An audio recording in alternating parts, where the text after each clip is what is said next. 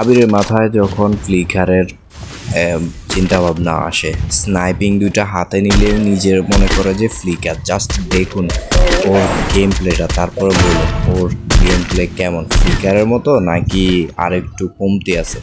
আমার মনে হয় না কোনো দিক দিয়ে কমতি আছে, জাস্ট ইনসেন ভাই। ও একাই এখানে 14 কিল করে ফেলে। দেখুন আমরা এখানে আমার পুরো স্কোয়াড, সরি আমরা তিনজনই ওয়েপ আউট হয়ে যাই। জাস্ট আমার স্কোয়াডে আবির বেঁচে থাকে। আবির বেঁচে থাকা ও জাস্ট ভুইয়ে নেওয়ার চেষ্টা করতেছে, আমরাও বলতেছি যে ভুইয়ে নেওয়ার জন্য। ওর স্কিল, গেমিং স্কিল দেখে ভাই, স্নাইপিং স্কিল দেখে পুরাই অবাক আমরা। জাস্ট একটু দেখেন গেম প্লেটা।